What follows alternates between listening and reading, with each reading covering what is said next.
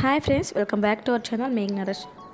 ఇవాళ మన ఛానల్లో వచ్చేసి ఎంతో టేస్టీ అయిన అండ్ అందరికీ కూడా ఎంతో ఇష్టమైన కూడా బూందీ లడ్డు అండి ఎలా ప్రిపేర్ చేయాలో చూసేయండి. ముందుగా ఒక మిక్సింగ్ బౌల్ తీసుకొని అందులోకి 1 కప్పు వరకు శనగపిండి తీసుకోవాలి. ఇప్పుడు ఇందులోకి మనం కొద్దిగా వాటర్ని యాడ్ చేసుకుంటూ పిండి ముద్దలు ఏమీ లేకున్నట్లు బాగా కలుపుకోవాలన్నమాట. ఇందులోకి నేను సగం వరకు వాటర్ని యాడ్ చేశాను, అలాగే సగం వరకు పాలైతే యాడ్ చేస్తున్నానండి. ఇలా సగం వాటర్ యాడ్ చేసుకొని ఇలా బాగా మిక్స్ చేసుకోవాలి విస్కర్ తీసుకొని.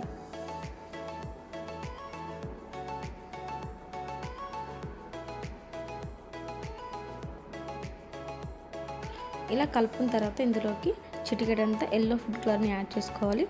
అలాగే చెప్పాను కదండి, 1/2 గ్లాస్ వరకు పాలను కూడా ఇందులో యాడ్ చేసుకుంటున్నాను. బాగా అయితే కలుపుకోవాలండి, ముద్దలు లేకున్నట్లా. అంటే మనం బూందీలు చేయడానికి ఎలాంటి కన్సిస్టెన్సీ కావాలో అలాగైతే కలుపుకోవాలి. ఇలా జారుడుగా ఉండాలన్న పిండి అనేది. చూసారా, ఇలాగైతే కలుపుకున్న తర్వాత ఇప్పుడు మనం గరిటెతో అయితే బూందీని అయితే వేసుకుందామండి. ముందుగానే నేను స్టవ్ ఆన్ చేసేసుకొని అంటే ప్యాన్లోకి ఆయిల్ వేసుకొని హీట్ చేసుకున్నానండి. కొద్దిగా ఇలా పిండి వేస్తే పిండి ముద్ద పైకి వచ్చేసి ఇలా బబుల్లా ఉండాలన్నమాట. ఇది మీడియం ఫ్లేమ్లో కాకుండా హై ఫ్లేమ్ మీద పెట్టేసుకొని బూందీని వేసుకోవాలండి. అప్పుడే బూందీలు క్రిస్పీగా ఉంటాయి. ఇలాంటి చిల్లుల గరిటె తీసుకొని ఇలా కొద్దిగా యాడ్ చేసుకుంటూ పిండిని అనేది ఇలా బూందీలా వేసుకోవాలండి. ఇలా బూందీ వేసిన తర్వాత ఇలా కొట్టాలండి. అలాగైతే బూందీలు చిన్నగా పడతాయి. చూసారా, ఇలా అయిన తర్వాత కొద్దిసేపు అలాగే వదిలేయాలండి. అప్పుడే ఇవి బాగా గోల్డెన్ బ్రౌన్ కలర్ అయితే వస్తాయి. ఇలా కొద్దిగా వేగిన తర్వాత ఇలా ఒకసారి కలుపుకోవాలి.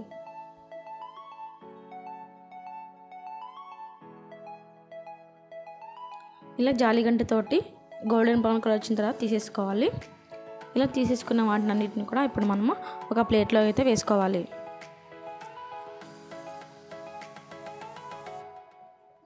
ఇప్పుడు మనం ఎలాగైతే వేసుకున్నాం, ఇక్కడ మిగిలిన ఆయిల్ అయితే అంతని క్లీన్ చేసేసుకోవాలండి, లేకపోతే అదంతా కూడా మాడిపోతుంది. మిగిలిన పిండిని కూడా సేమ్ ఇలానే అయితే వేసుకోవాలండి. ఇలా అనుకుంటూనైతే బూందీలు వేసుకోవాలి. అప్పుడే చిన్నగా పడతాయి, లేకపోతే పెద్దగా పడిపోతాయి అన్నమాట బూందీలు అనేది.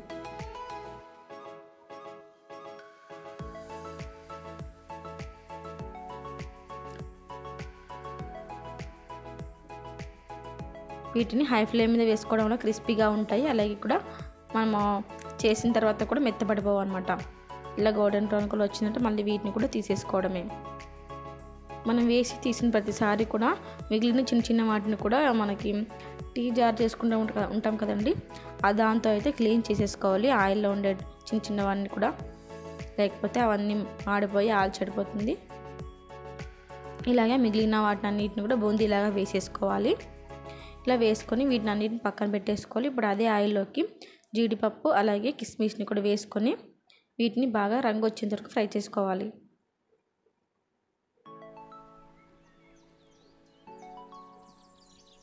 ఇలాగైతే ఫ్రై చేసుకున్న తర్వాత వీటిని కూడా బూందీలోకి వేసుకోవాలి.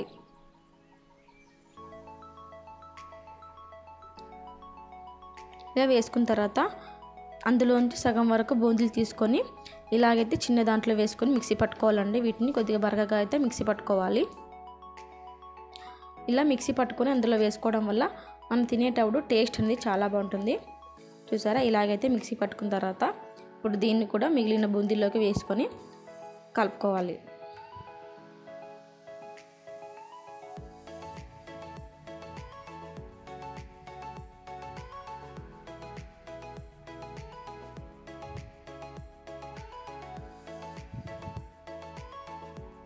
ఇలా వేసుకున్న తర్వాత అంతా కూడా బాగా ఒకసారి ఇలా మిక్స్ చేసుకోవాలండి. ఇలా కలిపేసేసుకొని దీన్ని అయితే మనం ఇప్పుడు పక్కన పెట్టేసుకుందాము. ఇప్పుడైతే పాకం ప్రిపేర్ చేసుకుందామండి. స్టవ్ ఆన్ చేసుకొని ఒక ప్యాన్ పెట్టుకోవాలి. అందులోకి మనం తీసుకున్న అదే కప్పుతోటి 1 కప్పు వరకు షుగర్ని తీసుకోవాలండి. ఇప్పుడు అందులోకి చక్కెర అంతా మునిగిపోయేంత వరకు వాటర్ అయితే వేసుకోవాలి. ఈ వాటర్ వేసుకున్న తర్వాత షుగర్ మొత్తం కరిగేంతలా ఇలా కొద్దిగా మీడియం ఫ్లేమ్ని పెట్టేసుకొని అయితే మనము చక్కెర పక్కన అయితే ప్రిపేర్ చేసుకోవాలన్నమాట. ఇలా కొద్దిగా కలుపుకుంటూ ఉండగానే మనకు అప్పుడే దగ్గర పడిపోతుందండి పాకం అనేది.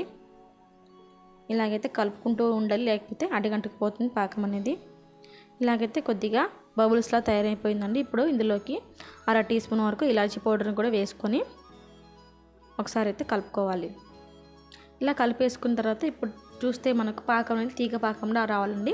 తీగ పాకం వస్తే ఇప్పుడు పాకం అనేది బాగా రెడీ అయినట్లయితుంది. కొద్దిగా గట్టి పాకం రాకూడదు, అలాగే పల్చని పాకం రాకూడదు, తీగ పాకంలాగా రావాలన్నమాట. అలాగా పాకం వచ్చిన తర్వాత ఇప్పుడు ఇందులోకి మనము ముందుగానే పెట్టేసుకున్న బూందీలన్నిటిని కూడా వేసేసుకోవాలి.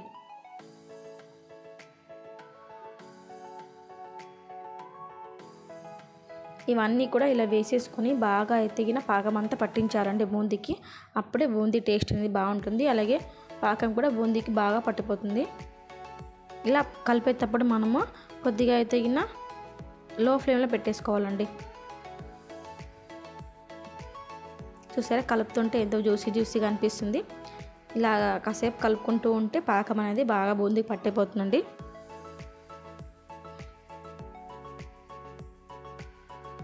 ఇలా అంతా మిక్స్ చేసుకున్న తర్వాత ఇప్పుడు ఇందులోకి కలకండ చక్కెర అంటారు కదండి, ఆ కలకండ చక్కెర ఒక 2 టేబుల్ స్పూన్ వరకు, అలాగే ఒక 2 టేబుల్ స్పూన్ వరకు నెయ్యిని కూడా వేసుకోవాలి. ఇది కూడా వేసుకొని ఇలా బాగా ఒకసారి కలిపేసుకోవాలండి. ఇలా కలిపేసేసుకొని ఇప్పుడు స్టవ్ ఆఫ్ చేసుకోవాలి. స్టవ్ అయితే ఆఫ్ చేసేసుకొని కొద్దిసేపు వరకు అలాగే ఉంచేయాలండి. ఇది అంతా చల్లారకూడదు, అలాగని కొద్దిగా వేడిగా కూడా ఉండకూడదు, కొద్దిగా గోరువెచ్చగా ఉంటే సరిపోతుంది.